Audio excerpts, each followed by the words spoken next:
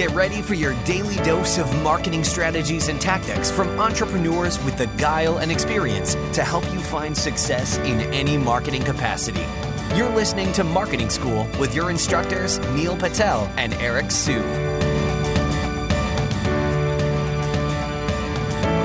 Welcome to another episode of Marketing School. I'm your host, Eric Su. And I'm Neil Patel. And today we're going to talk about why we decided to do a podcast in the first place. So I guess I'll go first because I have another podcast in addition to this, and I've been doing it for about 3 years called Growth Everywhere. And that one is a podcast where I interview a lot of different entrepreneurs and really enjoyed it. I thought it would be good to kind of pay it forward in the beginning. So I really didn't have any ulterior motives when I was starting my podcast. It was really to just pay it forward and then, see who would listen, see if it actually added value. And, there's actually been a lot of good feedback around it.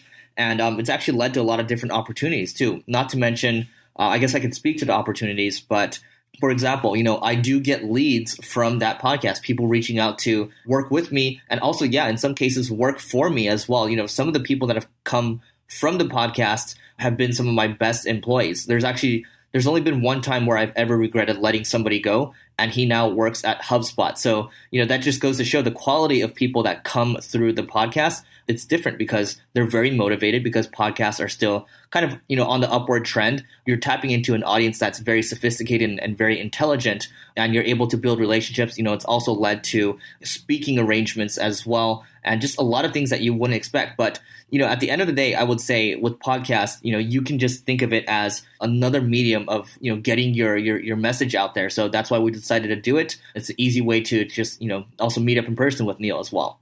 Funny enough, I didn't want to start a podcast for the longest time, right? Eric knows this. How many times did you badger me to create a podcast? It's got to be at least 4 or 5 times. And how long did it take you to convince me to do a podcast? Probably close to a year. And the reason being for me is I travel a lot. Like we're right now recording in Los Angeles. I just flew back from Brazil. I had 2 connections, terrible flights. And it would be a 3rd layover to go back home into Las Vegas. But I was like, all right, let me stop in LA for a day and then we can record. We have a lot of technical issues recording podcasts. We're finally getting them sorted out. It's a pain for me to do it. I love doing the podcasting, but it's a pain time-wise because my schedule is so hectic. It's not like content in which I can just write and publish whenever I want. With podcasting, I have to schedule out time in my day because there's one other person involved, Eric, right? So I look at it, and as much of it is as a pain, it's really well worth it.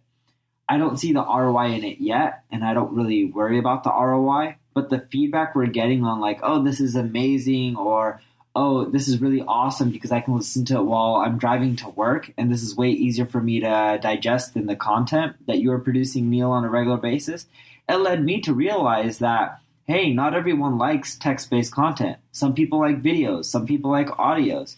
And if you produce content in different formats, you'll get more readers, more listeners. It'll be better for branding.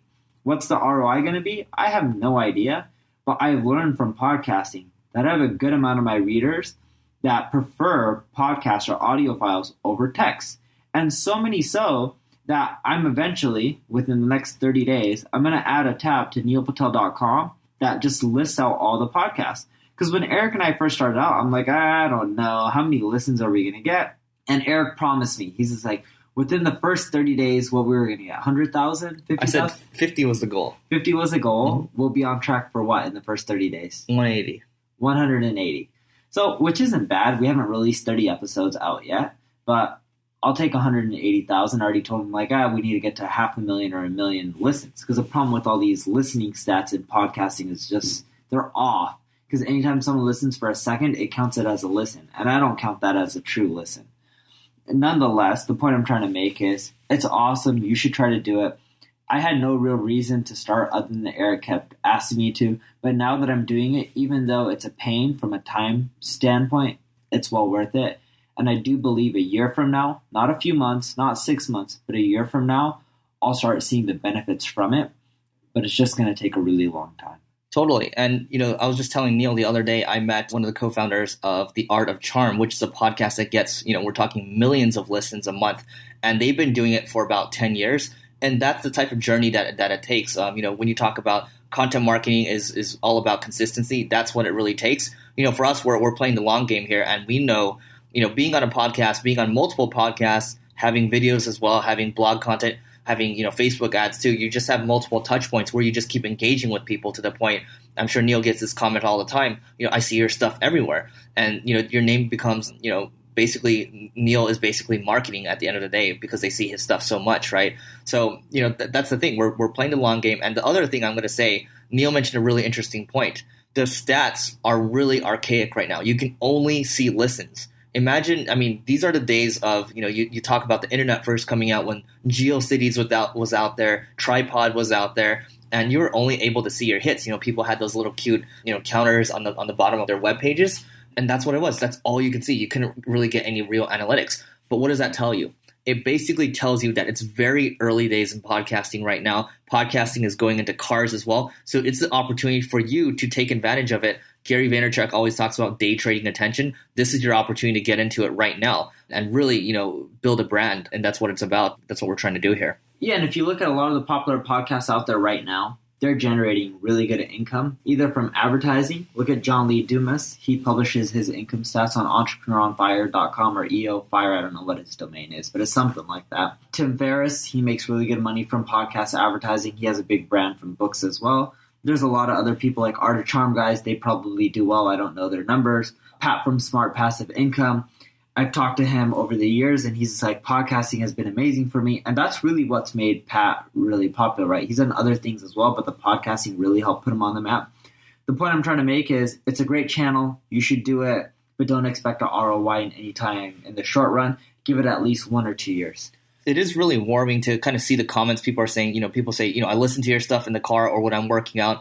One guy I connected with, I actually used to read his stuff a lot, and I still do when it comes out. So his site is viperchill.com. His name's Glenn Alsop, and he really knows SEO. And he was just, emailed me out of nowhere saying, I really like, the stuff coming from your podcast, and it's really beneficial. It's one of the best ones out there right now. And these are the types of comments we're getting from this podcast right now.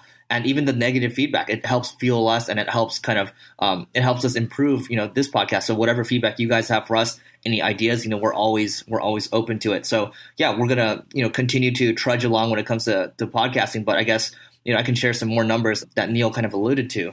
John Lee Dumas from Entrepreneur on Fire. You can just Google, Entrepreneur on Fire income reports, and you can see at its height, he's making, $500K in a month. And then Pat Flynn, I think he's, doing a healthy 6 figures too. And then there's a lot of other people out there.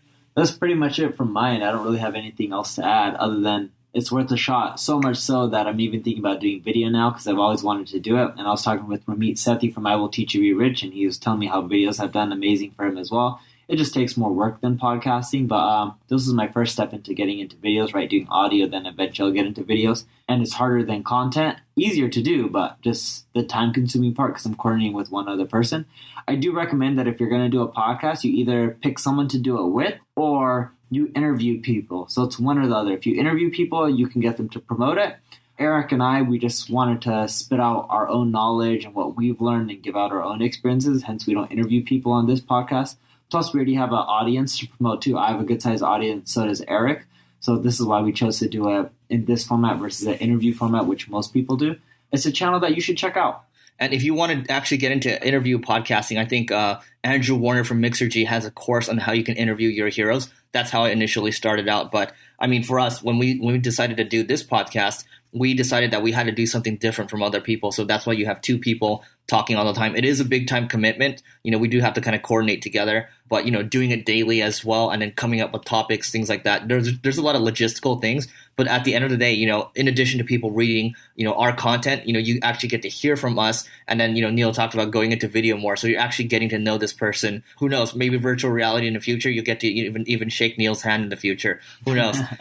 So that's it for this episode of Marketing School. Let us know what you think, and we'll see you in tomorrow's episode. This session of Marketing School has come to a close. Be sure to subscribe for more daily marketing strategies and tactics to help you find the success you've always dreamed of. And don't forget to rate and review so we can continue to bring you the best daily content possible. We'll see you in class tomorrow, right here on Marketing School.